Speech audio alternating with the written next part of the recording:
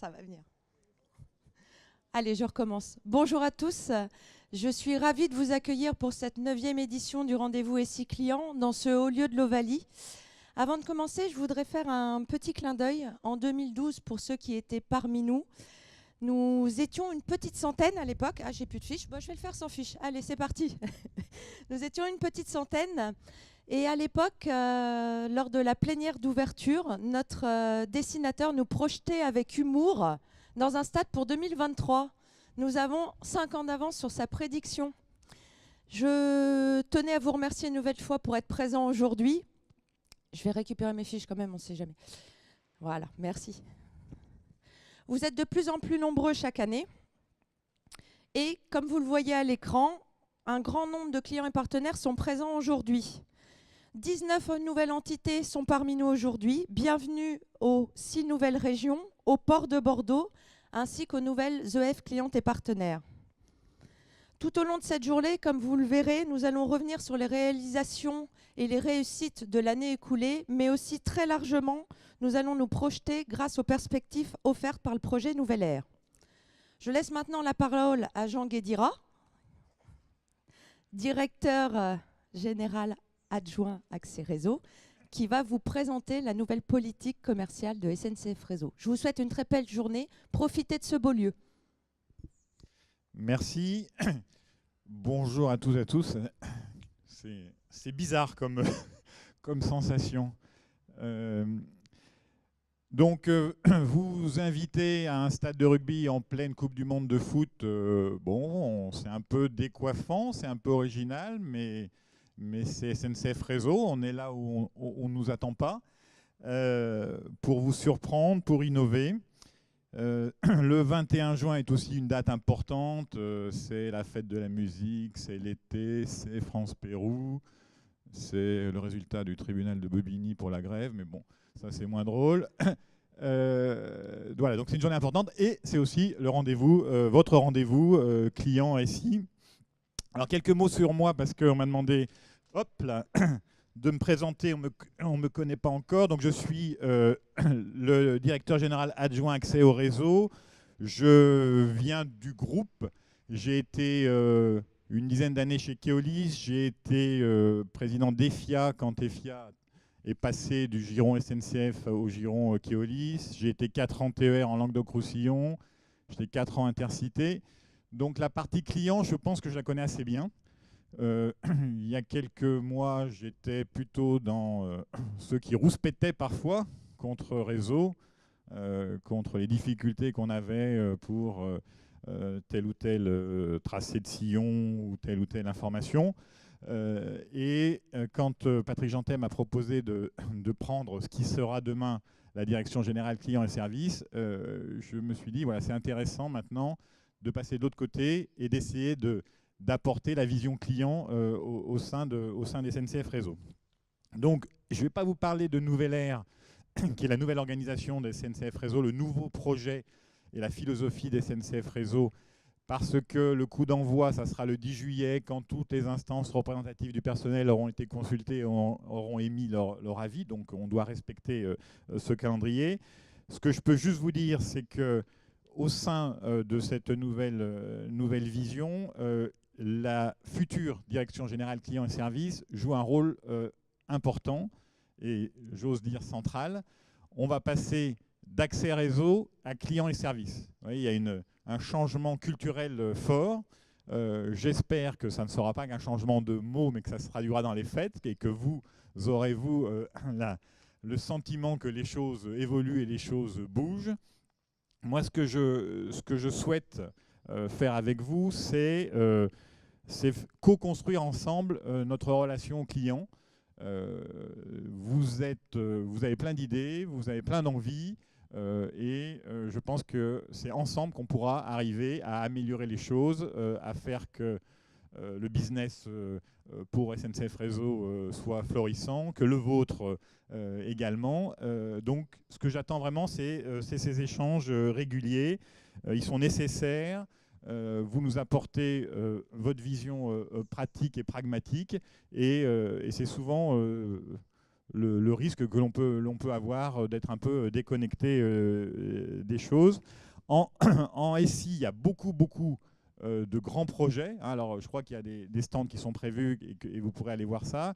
Des projets sur lesquels l'entreprise mise, investit beaucoup. Je prendrai qu'un seul exemple qui est SIPH, hein, donc j'ai vu Hervé quelque part. Voilà, le nouveau système qui va permettre de gagner en performance et en efficience pour les horaristes. Voilà, c'est un enjeu important. Il y a un investissement très fort et jusqu'au plus haut niveau de l'entreprise, puisqu'on a encore eu une réunion la semaine dernière avec Patrick Jantet sur ce sujet. Voilà, donc là, je voulais traduire cette volonté de l'entreprise d'améliorer les choses et de vous doter d'outils qui soient dignes de ce que SNCF Réseau ambitionne d'être, c'est-à-dire un grand groupe industriel. Donc merci en tout cas d'être là. Très bonne journée à toutes et à tous. Et puis on aura l'occasion de se voir très prochainement sur d'autres thématiques. Merci.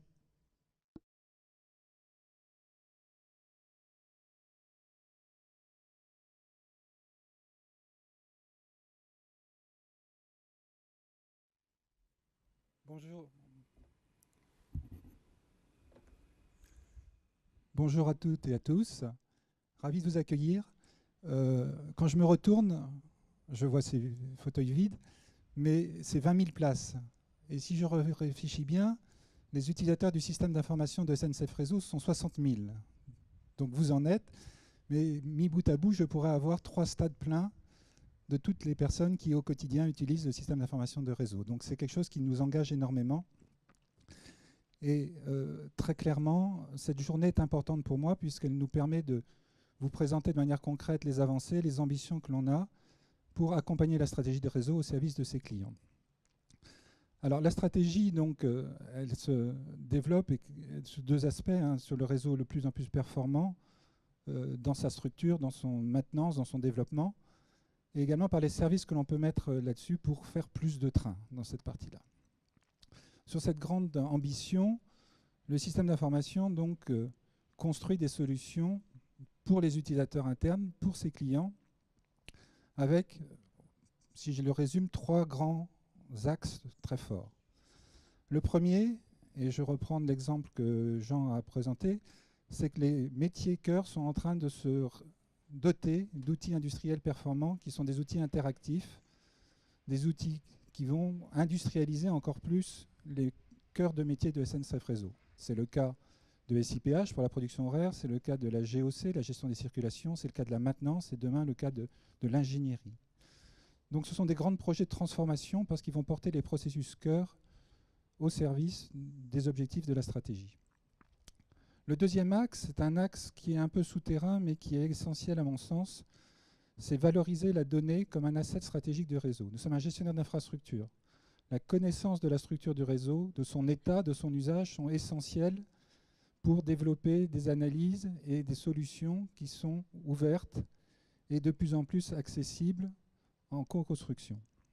Et le troisième axe, c'est une révolution au sein de la DSI, c'est une nouvelle posture de proximité avec les métiers, de travail avec des entités nouvelles, les startups, qui aujourd'hui apportent énormément de solutions innovantes pour le réseau et qui créent les conditions de la rupture et de changer la manière de penser le réseau et la manière de l'utiliser. Si je veux développer un petit peu l'aspect de la donnée, on a la volonté de valoriser, de mettre en évidence la donnée. La donnée, c'est une valeur d'entreprise qui est aujourd'hui complètement dispersée dans le système d'information et que l'on veut partager entre tous, parce que c'est du croisement de ces données que va créer la valeur. Et un des éléments clés, par exemple, c'est de dire que tout élément physique du réseau peut avoir son image dans le système numérique. Si vous regardez bien un passage à niveau, si vous regardez de l'axe du mainteneur, c'est un outil que l'on maintient. Si vous regardez de l'agent de circulation, c'est un point remarquable avec des enjeux de sécurité forts. Pour l'horairiste, c'est un point de vigilance en termes de calcul de marche. Eh bien, tous ces éléments-là doivent être réconciliés dans notre système numérique et a vocation à être partagé et développé. C'est le deuxième axe. Aujourd'hui, on sous-estime la capacité du réseau et on voit très bien dans les perspectives notamment du train autonome, que mélanger des données opérationnelles permet d'optimiser la capacité et d'optimiser la circulation. Et là-dessus, donc, le rôle du système d'information, c'est d'apporter des solutions, des outils et des capacités d'analyse les plus ouvertes possibles. Et enfin, ces données également sont à votre service, puisqu'elles doivent vous permettre de développer votre activité. Et on est donc dans une approche de co-construction. Et cette co-construction des services, elle se traduira également par une co-construction du système d'information étendu à l'ensemble des clients, des partenaires et des parties prenantes du réseau. Je terminerai par un challenge que je dois partager avec vous, qui est un peu la face cachée de ce monde digital. C'est le paradoxe qu'il y a entre l'ouverture, le nécessaire partage, que j'évoquais tout à l'heure, et les éléments de sécurité. Et dans ce domaine, la direction des systèmes d'information doit être gardien de 3 éléments clés. Des éléments de protection contre les cyberattaques. On a déjà des exemples dans le monde de sociétés qui se sont fait attaquer. Et là aussi, donc, vous le savez peut-être sans doute, la SNCF est un opérateur d'importance vitale. Donc pour l'État, la perte ou l'attaque de ces données pourrait causer des problèmes importants. Donc c'est un enjeu de cybersécurité. Le deuxième enjeu est autour de la responsabilité des données que vous nous confiez, à la fois sur un aspect de régulation, mais également depuis peu par la gestion des données personnelles, qui est un engagement que toutes les entreprises de France et d'Europe doivent prendre en compte dans le cadre du GDPR. Le troisième enjeu autour de ces données, c'est d'assurer leur libre circulation dans une capacité à les doter des bonnes caractéristiques pour qu'elles soient accessibles pour vous tout en respectant ces données. Donc ça, c'est la face cachée, si je puis dire, de la transformation numérique. Sachez que nous y consacrons des éléments extrêmement importants et ça complète le dispositif que l'on va mettre en place. Voilà, tous ces éléments, vous aurez l'occasion dans la journée de les découvrir à travers le parcours que l'on vous propose, à la fois sur les aspects innovation, sur les aspects services opérationnels, sur les aspects réglementation. Je vous souhaite une bonne journée, un bon parcours et je suis ravi d'être avec vous aujourd'hui.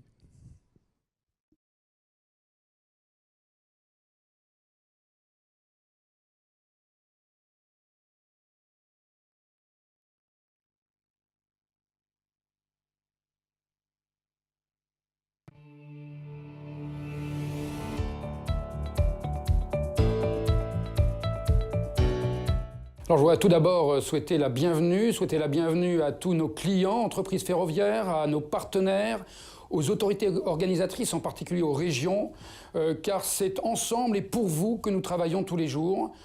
C'est 15 000 trains par jour qui circulent sur nos 30 000 km de ligne aujourd'hui.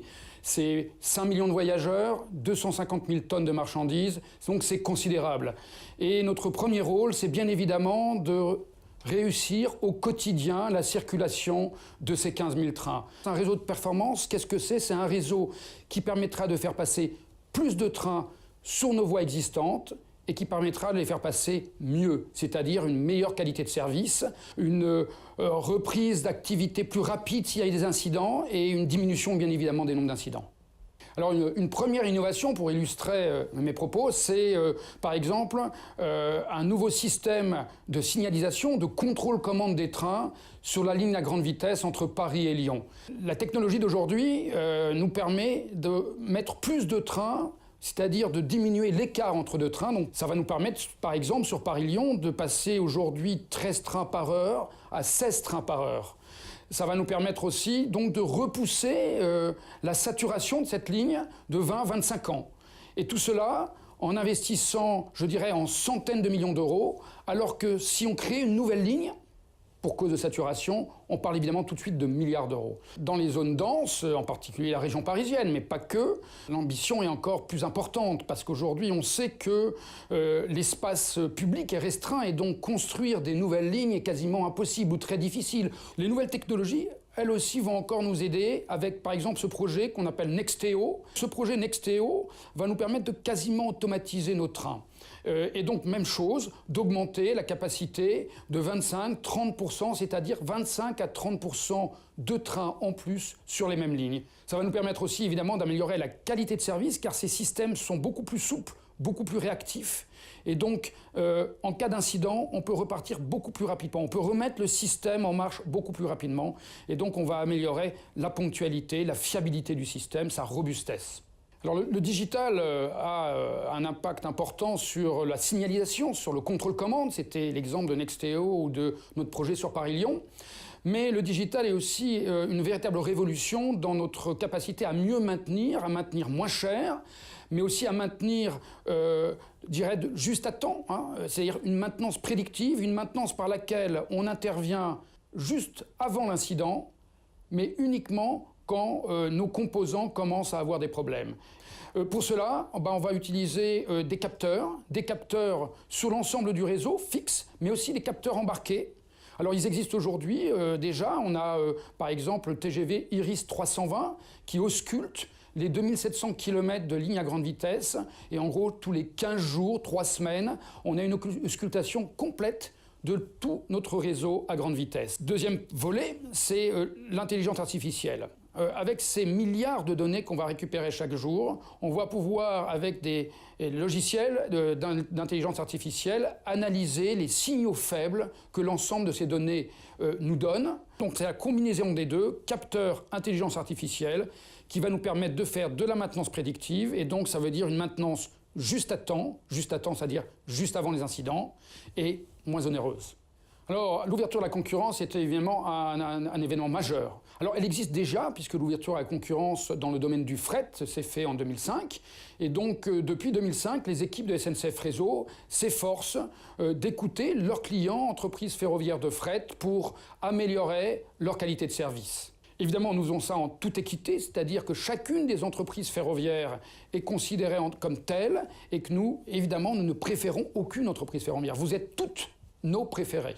Notre objectif, notre mission première, c'est d'optimiser, d'augmenter plutôt le nombre de trains, le nombre de circulations sur notre réseau ferré national. Alors pour ça, nous nous sommes mis à disposition des autorités régionales pour préparer cette ouverture à la concurrence.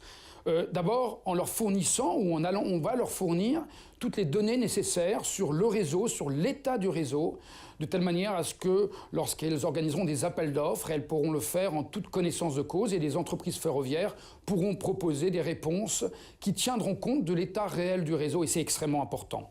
Mais nous allons aller plus loin, et nous allons proposer des services, je dirais, à valeur ajoutée. Par exemple, optimiser les plans de transport, s'assurer de la cohérence des plans de transport entre différentes lignes, sachant que différents services ferroviaires, évidemment, se retrouvent dans les grands nœuds ferroviaires des grandes gares. Voilà les services que nous allons proposer à vous, autorités organisatrices, à vous, entreprises ferroviaires, pour que cette ouverture à la concurrence soit un grand succès. Et un grand succès pour nous, ça sera plus de trains et des clients heureux.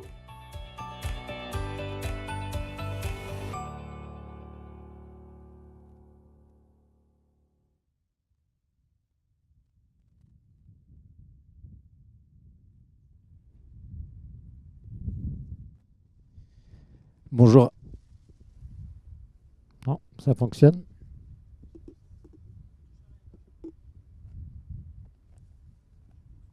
Allô.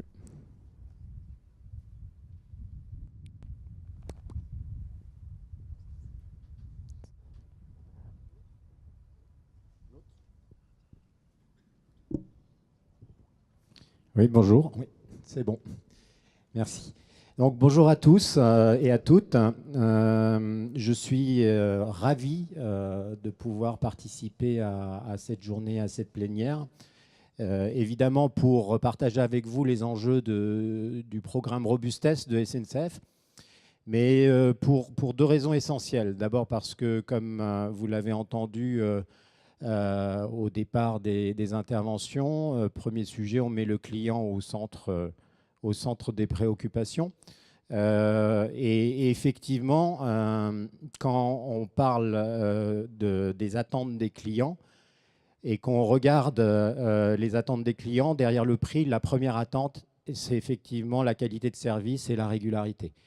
C'est donc un enjeu fort client, c'est un enjeu de compétitivité ferroviaire, j'en parlerai, ça appelle chez nous à de l'industrialisation, de la production ferroviaire, j'y reviendrai.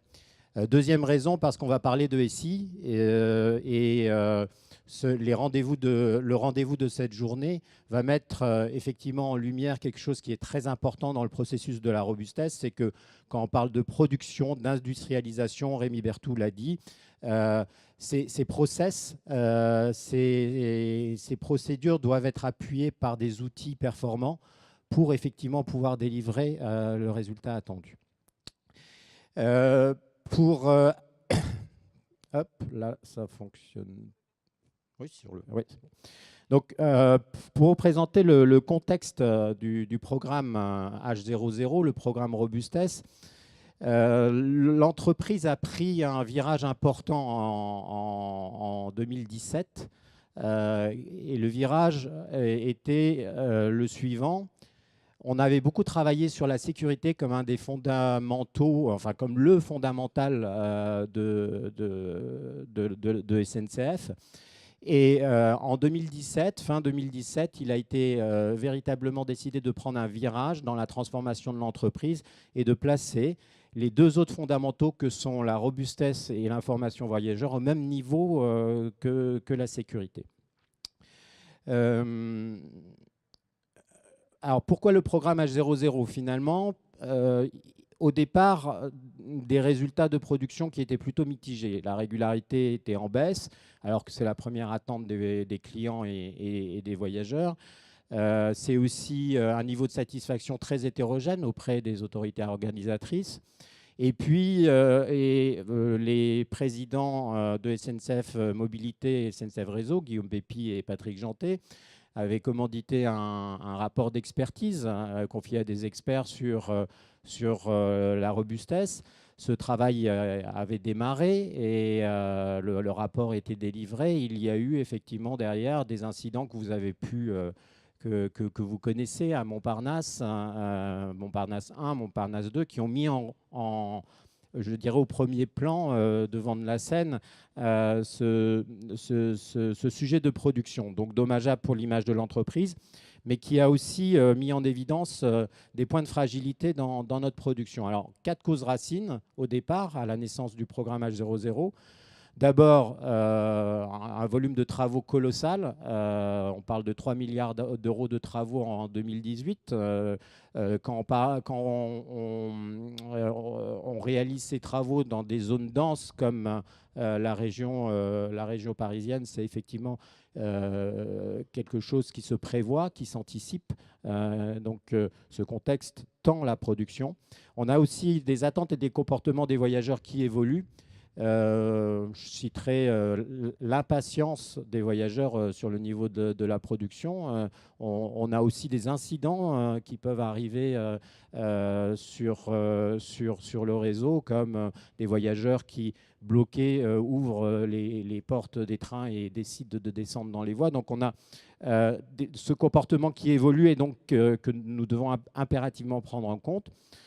Le troisième point, c'est de réaliser, de s'avouer que finalement la séparation entre le gestionnaire de l'infrastructure et les transporteurs est une interface qui est à traiter. Ce n'est pas un problème, c'est juste qu'à partir du moment où on a une interface, il faut pouvoir la maîtriser et la traiter sereinement et en robustesse.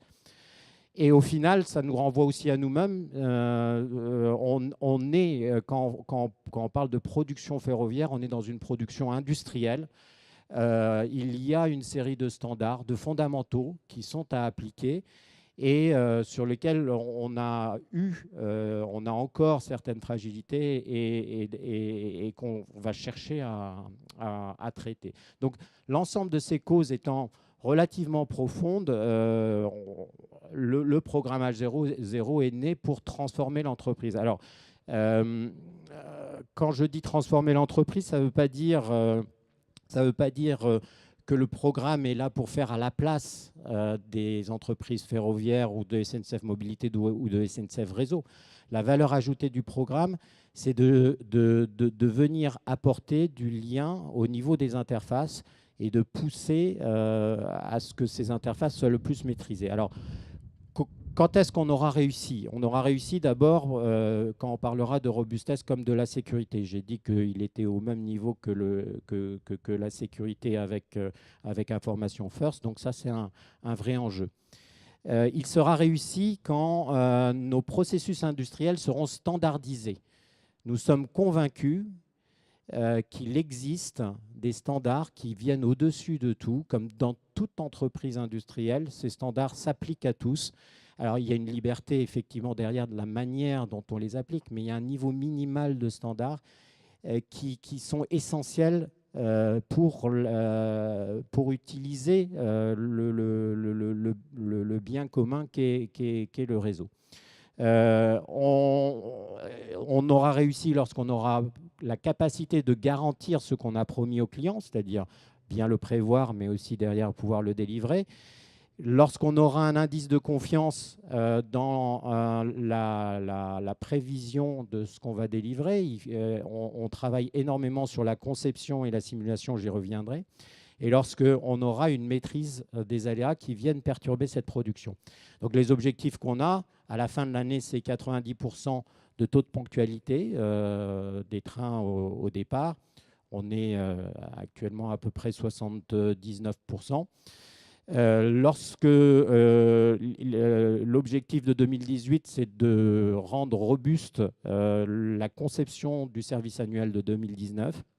Et on revisite une série de règles d'exploitation pour améliorer la sécurité système de ces règles d'exploitation et de gagner en robustesse derrière. En particulier, je citerai la gestion de l'alerte radio qui est très perturbante en Île-de-France, notamment et en zone dense quand elle survient. 4 leviers pour le programme pour réussir ces objectifs. Le premier, le départ à la seconde. Alors, le départ à la seconde, c'est la conviction qui est de dire que finalement, quand on parle de qualité de production et quand on parle de régularité, évidemment, on regarde le train qui arrive à l'heure, mais on avait perdu de vue le fait que le train doit partir à l'heure. En fait, un train qui part avec plus de 5 minutes de retard a que 30% de chances d'arriver à l'heure. Et la conviction que l'on a au niveau du programme, c'est que que cet indicateur de ponctualité au départ tire l'ensemble de la production ferroviaire. Et donc, on parle de nouveau de produits train, parce qu'en mettant sous contrôle cette production ferroviaire et un départ à la seconde, on industrialise et on fiabilise le départ à la seconde et donc l'arrivée à l'heure. À titre juste d'information, j'ai eu l'occasion d'aller voir nos amis d'Air France qui travaillent aussi sur la performance opérationnelle pour découvrir qu'ils avaient lancé de leur côté également un programme qui s'appelle D0, départ à 0 minute, et avec exactement le même raisonnement. On ne s'était pas consulté, mais le raisonnement est le même. Ils regardent évidemment l'arrivée à l'heure, mais ils ont la conviction que c'est en travaillant sur le départ à l'heure qu'ils mettent sous contrôle leur production.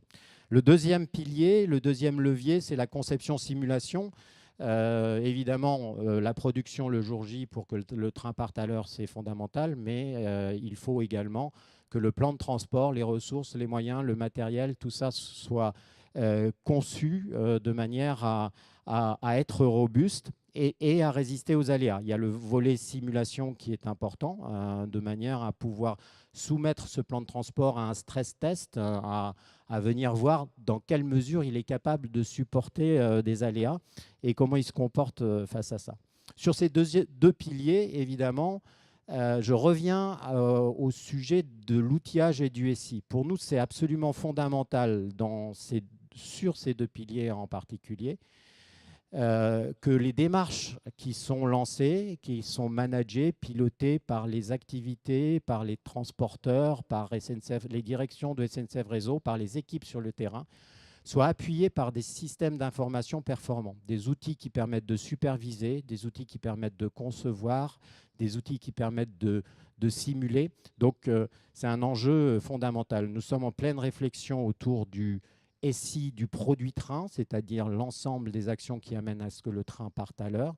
Et nous avons lancé une mission d'expertise sur l'ensemble des sites de production, qu'ils soient de mobilité ou de réseau. Les règles d'exploitation, j'en ai déjà dit un mot, 12 règles à revisiter en 2018. J'ai cité l'exemple de l'alerte radio. Et en toile de fond, les compétences système.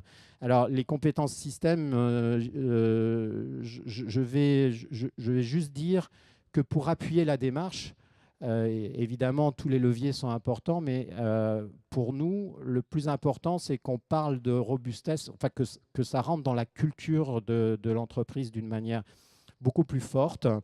Et cette transformation culturelle, elle est absolument nécessaire. Alors après, elle renvoie un certain nombre d'essentiels, mais ça renvoie à la formation, ça renvoie à des parcours pour que cette notion de système soit pris en compte dans la formation de nos jeunes cadres et de nos encadrants. Donc, du coup, le slogan qu'on a choisi pour cette transformation culturelle, c'est de se dire que pour qu'un train parte à l'heure, chaque acteur a son H00 à réussir. Donc, notre slogan, c'est chacun son H00 pour être à l'heure, chaque seconde compte. Mais donc, chaque équipe, chaque contributeur, qu'il soit de SNCF Réseau ou qu'il soit d'un transporteur, a effectivement son rôle à jouer, son H00. Donc, ce que je vous propose, c'est de visionner. Alors, ce n'est pas un film qui est encore en diffusion. Hein, c'est un film qu'on prévoit de largement diffuser je dirais, après la période de l'été. Donc, vous le voyez un peu en avant-première. C'est l'occasion pour vous de le découvrir. Je vous laisse visionner chacun son H00. Si les passagers qui sortent de ce TER sont détendus, c'est parce que leur train devait arriver en gare de Dol de Bretagne à 12h32 et qu'il est précisément 12h32. Bien entendu, si ce TER est arrivé à l'heure en gare de Dol de Bretagne, c'est parce que le départ a été donné de la gare de Rennes 52 minutes plus tôt, à 11h40, c'est-à-dire à la minute prévue. Si certains passagers en provenance de Paris, comme François, Maude ou Kamel, ont pu monter à bord de ce TER, c'est parce que leur TGV est arrivé parfaitement à l'heure en gare de Rennes, ce qui n'aurait pas été possible si l'agent circulation au poste d'aiguillage de Paris-Montparnasse n'avait pas ouvert le signal de sortie 1 minute avant l'heure de départ. Si ce TGV est parti à 9h56 précise de la gare Montparnasse, alors que l'agent de conduite initialement programmé était bloqué par un accident de la route, c'est parce qu'un agent de conduite de réserve a été engagé à 9h12. Mais également parce qu'à 8h44, le Technicentre a mis la rame à disposition pour l'exploitation. Que les équipes des travaux de nuit ont rendu la voie comme prévu à 4h35. C'est aussi parce qu'à 0h30, le service logistique du Technicentre a livré comme convenu l'ensemble des pièces nécessaires aux opérations de maintenance. Et que plusieurs mois auparavant, la conception, l'analyse et l'adaptation de la grille horaire ont permis à l'ensemble des équipes SNCF Réseau et Mobilité de se synchroniser et de gagner en performance. 15 000 trains à l'heure, chaque jour. Une succession de multiples H00 réussis. Et vous, quel est votre H00 ?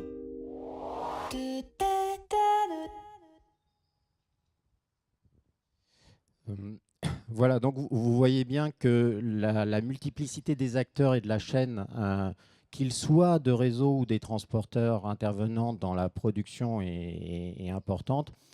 Et donc, du coup, ça tire tous les sujets dont je parlais. Et ce qui me paraît effectivement essentiel, c'est qu'il faut outiller ce process et que ce process soit appuyé par un système d'information qui permet de le piloter, de le manager. Alors, pour finir, comment les EF et les partenaires finalement bénéficient des travaux menés dans le cadre de H00 ? C'est simple, parce qu'on associe tous les acteurs aux travaux du programme et que finalement, ce sont des travaux qui bénéficient à l'ensemble du système ferroviaire.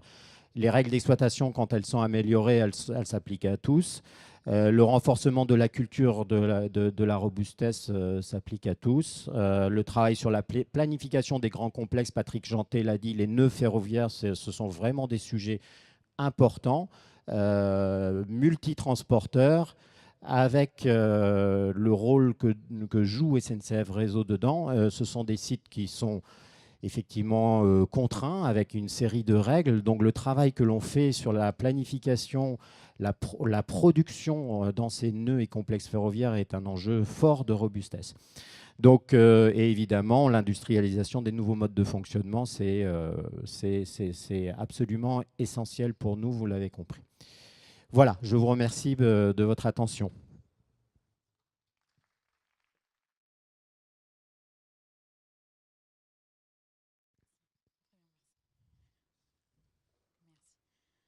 Merci Kian pour cette présentation du programme H00. Je suis ravie de pouvoir conclure avec vous cette plénière et revenir sur un premier point, la priorité qui est pour nous la satisfaction client. C'est pour ça que chaque année, nous vous adressons une enquête de satisfaction. Et cette année, vous avez été 35% de plus à y répondre et nous vous en remercions. En ce qui concerne les premiers résultats que nous pouvons vous présenter aujourd'hui de l'enquête, les voici. Tout d'abord, votre vision de la performance globale de la DSI qui a progressé. L'année dernière, vous la notiez à 6,3 sur 10 et cette année, vous la notez à 6,7 sur 10. Toutefois, le nombre de personnes qui se disent satisfaites ou très satisfaites de l'offre de service SI a diminué et affiche cette année un pourcentage de 58,9%. Si on devait retenir 3 points positifs et 3 points que vous appréciez le moins, ils seraient les suivants. Alors, tout d'abord, ce que vous appréciez le plus, c'est l'adéquation de l'offre de service à vos besoins métiers au quotidien. Vous notez également de façon favorable votre support client et partenaire et votre portail. Ce que vous appréciez le moins, on note les temps de réponse, la disponibilité et les formations associées à vos services. Mais nous travaillons déjà au quotidien sur ces points-là. Nous menons un travail de fond sur l'offre de services SI et les fruits et ça va porter ses fruits. Comme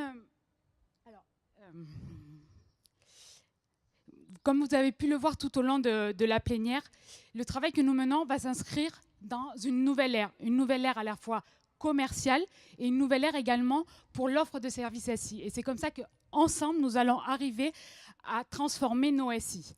Toutefois, on ne va pas attendre les premiers résultats de nouvelle ère et nous travaillons déjà sur 2 points importants qui sont la communication et l'ergonomie. En ce qui concerne la communication, tout d'abord, nous allons nous appuyer sur ce qui a fonctionné en 2017 en multipliant les rencontres et les clubs utilisateurs. Nous allons également travailler sur le process global de communication lié aux incidents et aux coupures. En ce qui concerne l'ergonomie, certes, nous travaillons sur le fond de l'offre de services SI, mais nous voulons aussi travailler sur la forme afin de répondre toujours mieux à vos besoins et à faciliter votre quotidien. Voilà aujourd'hui ce qu'on pouvait dire sur l'enquête de satisfaction. Vous en avez l'habitude, on vous adressera en septembre tous les résultats dans la newsletter de la rentrée. Revenons maintenant à ce pourquoi vous êtes là aujourd'hui, la 9e édition du rendez-vous SI Client. Nous avons concocté un programme sur mesure cette année.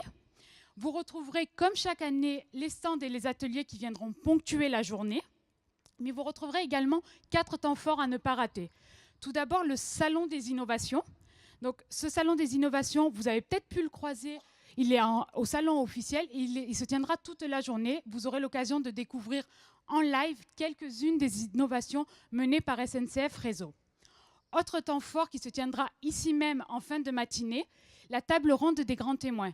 Nous aurons la chance d'accueillir, en plus de notre DSI Rémi Berthou, les DSI des groupes Enedis et Aéroports de Paris. Autre plénière qui se tiendra en tout début d'après-midi, et qui sera dédiée au SI SIPH, ici même. Et le dernier temps fort, qui va satisfaire, je pense, à la fois les fans de football et à la fois les fans de rugby. Donc tout d'abord, nous aurons des visites organisées du stade en fin de journée. Et ensuite, bien entendu, la période le veut, nous aurons l'émission du match de football France-Pérou, ici même et sur écran géant. Voilà ce qu'on pouvait vous dire sur le programme de la journée. Il y a beaucoup d'informations. Toutes ces informations sont dans le carnet qui vous a été remis ce matin. Toute l'équipe organisatrice que vous allez reconnaître avec les badges roses est à votre disposition pour toute question, pour vous aiguiller tout au long de la journée. Je vous souhaite à tous un excellent rendez-vous SI Client et une très bonne journée. Je me permets juste de rappeler les participants à cette plénière pour un petit temps de questions-réponses.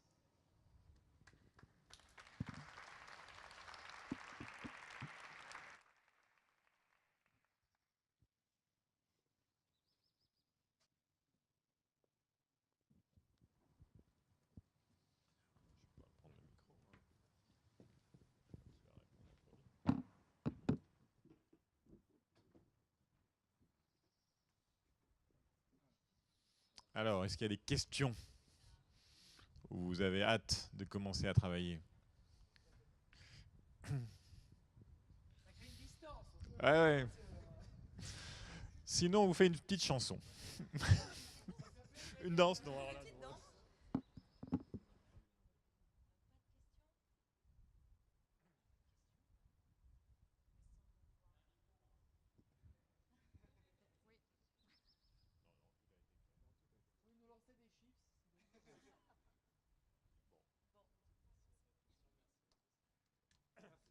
Merci.